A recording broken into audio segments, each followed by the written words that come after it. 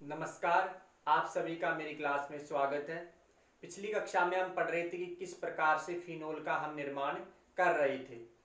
अर्थात हमने वहां पे जाना था कि क्यूमीन के ऑक्सीकरण द्वारा किस प्रकार से फिनोल का हम सिंथेसिस कर रहे थे। आज हम अन्य प्रक्रम देखते हैं और उसके माध्यम से फिनोल का संश्लेषण करते हैं। तो अपना आज का नेक्स्ट टॉपिक है मेथड ऑफ प्रिपरेशन के अंतर्गत डाउ प्रक्रम। जी हाँ, डाउ प्रक्रम नंबर 2 नंबर पे डालिएगा, डाउ प्रक्रम। देखिए, इस प्रोसेस को समझने से पहले कुछ बातें आप जानें। मोस्टली रूप से इस प्रक्रम के अंतर्गत क्लोरोबेंजीन की अभिक्रिया कास्टिक सोडा अर्थात सोडियम हाइड्रोक्साइड के साथ में कुछ उत्प्रेरक होंगे जो कॉपर के साल्ट होंगे या फिर कॉपर होगा या फिर आयरन होगा, ऐसे कैटलिस्ट होंगे और हाई टेम्परेचर और हाई प्रेशर के ऊपर ये रिएक्शन पॉसिबल होगी, जिसके इस प्रोसेस के दौरान फिनोल का क्या होगा, संश्लेषण होगा और साथ में क्या बनेगा, NaCl का फॉर्मेशन होगा। देखिए, इस रिएक्शन को आप बोर्ड के ऊपर किस प्रकार से अपन इस रिएक्शन का निर्माण अपन करते हैं। तो देखिए, क्लोरोबेंजीन की अभिक्रिया करानी होगी। ये बेंजीन हो गई और इसके एक हाइड्रोजन का सब्स्टिट्यूशन यदि मैं क्लोरीन के द्वारा करा दूं तो किसका फॉर्मेशन होता है, क्लोरोबेंजीन का। यहाँ पे आप लिख सकते हैं इसका नाम क्लोरोबेंजीन।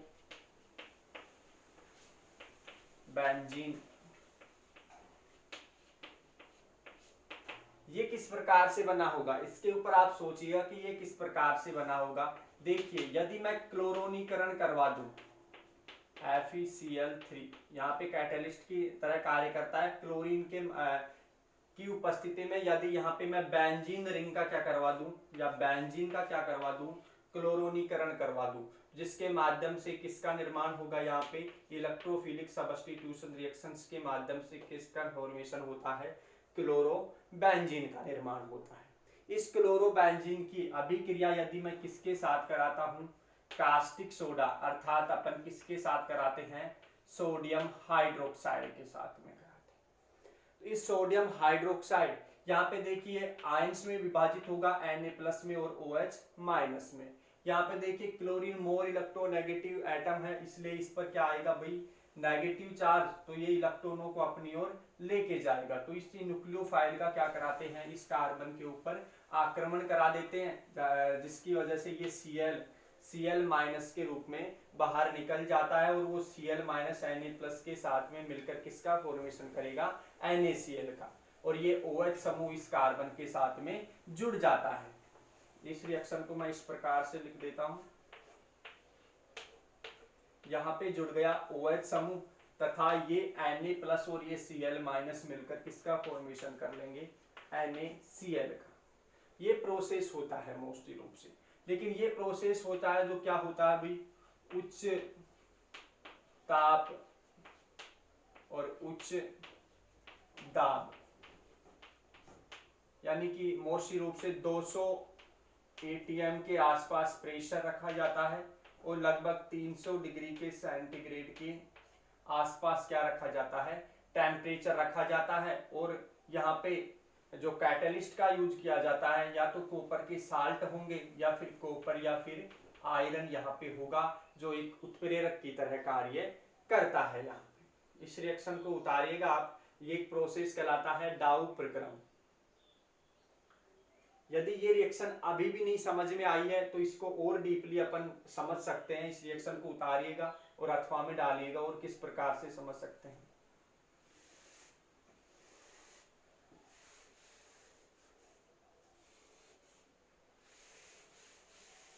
देखिए, हम बेंजीन से क्लोरोनीकरण द्वारा किसको प्राप्त करेंगे, क्लोरोबेंजीन को प्राप्त कर लेंगे। देखिए, इसके साथ में अपन लेते हैं 2 अणु लेते हैं सोडियम हाइड्रोक्साइड के, ये 2NaOH ले लिए हमने।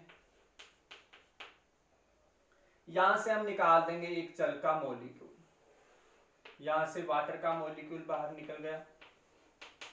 क्या बचा हमारे पास में, ये Na+ और ये O-, इस प्रकार से बचा।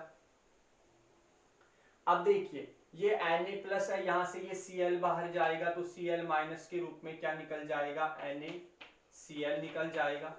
तो यहाँ पे जैसे ये Cl इलेक्ट्रॉनों को लेकर निकलेगा तो यहाँ पे पॉजिटिव चार्ज आएगा, जिसकी वजह से ये जो न्यूक्लियोफाइल है किस पे ऊपर आक्रमण कर देगा, इस कार्बन के ऊपर आक्रमण कर देगा, और हमारे पास में एक स्पीशीज बनेगी, इस ऑक्सीजन पे नेगेटिव चार्ज होगा और ये क्या होगा, Na,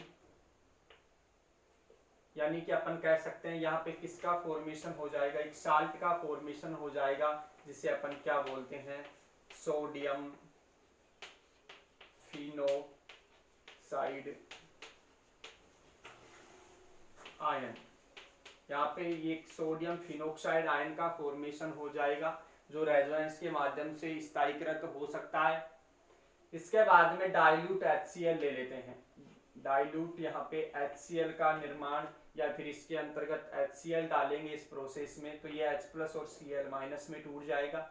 ये जो H+ है ये इस ऑक्सीजन के साथ में अटैच्ड हो जाएगा, और ये Na+ है ये Cl के साथ में अटैच्ड हो जाएगा, और फॉर्मेशन हो जाएगा। देखिए हमारे पास में वो ही क्या बन चुकी है, फिनोल बन चुकी है, और साथ में क्या बन चुका है, NaCl बन चुका है।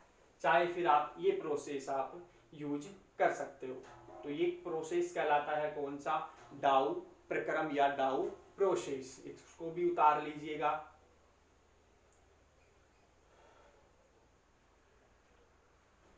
फिर आगे चलते हैं। ये तो फिनोल का हमने देखिए जो क्यूमीन के ऑक्सीकरण द्वारा फिनोल का संश्लेषण कर लिया, फिर हमने डाउ प्रक्रम के माध्यम से फिनोल का संश्लेषण कर लिया। अब आगे हम पढ़ने वाले हैं रैसिंग प्रक्रम को। जी हाँ, रैसिंग प्रक्रम। अब देखिए इस प्रक्रम में क्या होगा, इसको आपको समझना होगा। इसमें मोस्टली रूप से बेंजीन को सबसे पहले ऑक्सीकृत यानी ऑक्सीजन की उपस्थिति में तथा HCl की उपस्थिति में, इन दोनों के साथ में अभिक्रिया करवाई जाएगी।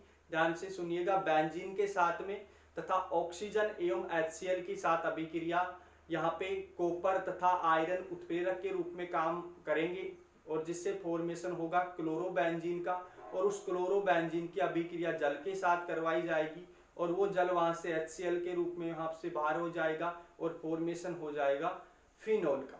तो देखिए किस प्रकार से इस प्रोसेस में क्या क्या प्रोसेस होता है, उसको अपन यहाँ पे बोर्ड पे समझते हैं। तो नेक्स्ट आगे डालिएगा नंबर 3rd पॉइंट, रैसिंग प्रक्रम।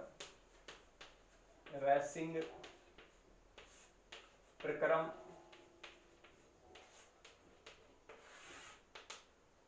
देखिए इसमें क्या होता है, बेंजीन होती है।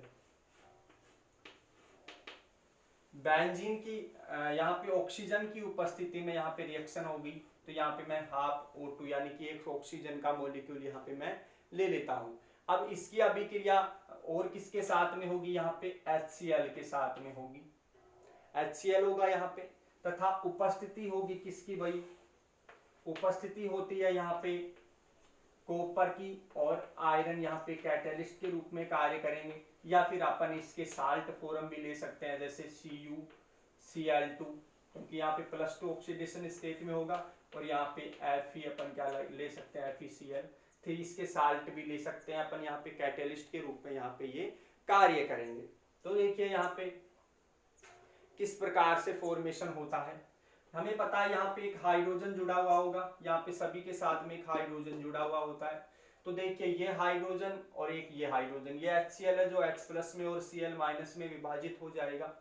तो यहाँ से आप देख पा रहे हो इस प्रकार से यहाँ पे एक जल का मॉलिक्यूल मैं बाहर निकाल सकता हूँ। तो यहाँ से क्या निकल जाता है, एक वाटर का मॉलिक्यूल बाहर निकल जाता है। जो बचा हुआ शेष Cl- है वो इस कार्बन के साथ में जुड़ जाता है, अर्थात यहाँ पे क्या बन जाता है, क्लोरोबेंजीन का फॉर्मेशन हो जाता है। ये Cl हो गया। इस प्रकार से अपन क्या बना सकते हैं, क्लोरोबेंजीन बना सकते हैं। अब इसका मैं हाइड्रोलाइसिस करा दूं, देखिए अर्थात इसकी अभिक्रिया यानी कि किसके साथ में करा दूं, जल के साथ में करा दूं, यानी कि HOH या H2O यहाँ पे हो, यानी H+ में और OH- में विभाजित होगा। तो अपन इस बॉन्ड को इस प्रकार से तोड़ सकते हैं। देखिए जो H+ है वो ऊपर की तरफ विभाजित हो जाएगा और OH- नीचे की तरफ, क्योंकि यहाँ पे देखिए क्या आएगा, अगर ये इलेक्ट्रॉन यहाँ से लेकर निकलता है तो इस कार्बन पे क्या आता है, पॉजिटिव चार्ज। इस पॉजिटिव सिरे से ये OH आयन जुड़ जाएगा और वो वहां पे किस रूप में बाहर निकल जाएगा, यहाँ से HCl के रूप में यहाँ से बाहर निकल जाएगा। और ये जो फिनोल है इसका हम संश्लेषण कर सकते हैं इस प्रकार से। तो ये OH आयन इसके माध्यम से यहाँ पे जुड़ जाएगा इस प्रोसेस, यानी कि हाइड्रोलाइसिस प्रोसेस के माध्यम से यहाँ पे किसका फॉर्मेशन कर चुके हैं अपन, फिनोल का। तो इस प्रकार से भी अपन फिनोल का संश्लेषण कर सकते हैं। इस रिएक्शन को आप उतार लीजिएगा। ये है रैसिंग प्रक्रम। बिल्कुल यहाँ पे तोड़ तोड़ के एक एक बात को समझाया जा रहा है, आप इन्हें इसी प्रकार से याद करें आप। तो ये तीनों के तीनों इंपोर्टेंट है आपको एग्जाम की दृष्टि से। अन्य प्रोसेस भी है जिसके माध्यम से अपन क्या बना सकते हैं, फिनोल का संश्लेषण कर सकते हैं। वो कौन कौन से हैं, अगर उनकी भी अन्य रूप में अपन चर्चा करें तो देखिए और किस प्रकार से बनाया जा सकता है उसके ऊपर हम चर्चा कर सकते हैं। तो 4th नंबर पे आप लिख लीजिएगा बेंजीन डाई एजोनियम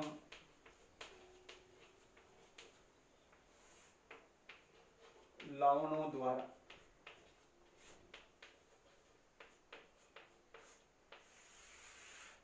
देखिए बेंजीन यानी कि एक रिंग होगी, या फिर अपन क्या लिख सकते हैं इसे C6H5 भी लिख सकते हैं। डाई एजोनियम, यहाँ पे देखिए दो अणु किसके होंगे, नाइट्रोजन के। यहाँ पे साल्ट फॉर्म है और साल्ट फॉर्म के रूप में कोई भी हेलोजेंस वगैरह यहाँ पे जोड़ सकते हैं। तो अपन बेंजीन डाई एजोनियम, यहाँ पे अपन यहाँ पे ये भी लिख सकते हैं हेलो लवणों द्वारा। तो यहाँ पे हेलोजेंस होंगे और मोस्टली रूप से हेलोजेंस के रूप में यदि मैं क्लोरीन लेना चाहूँ तो यहाँ पे क्या होगा भाई, क्लोरीन होगा। तो इस प्रकार से यहाँ पे देखिए ये आयनिक स्टेट में होंगी, तो साल्ट है इसलिए N2 के ऊपर पॉजिटिव चार्ज और Cl के ऊपर नेगेटिव चार्ज होंगे। अब देखिए इसका क्या करवा सकते हैं अपन, हाइड्रोलाइसिस करवा दें, यानी कि जल के साथ अभिक्रिया करवा दें। तो ये H+ में और OH- में टूटेगा इस प्रकार से। तो ये दोनों जुड़ जाएंगे आपस में और ये दोनों आपस में जुड़ जाएंगे और किसका फॉर्मेशन कर लेंगे, देखिए भाई C6H5OH बन गया। और यही तो क्या है भाई, फिनोल है, और साथ में क्या बन जाता है, HCl बन जाता है। तो ये रिएक्शन हो गई, इसे भी आप उतार सकते हैं। बेंजीन डाई एजोनियम हेलो लवणों के द्वारा फिनोल का निर्माण किया जा सकता है। और अन्य प्रोसेस भी देखें तो अपन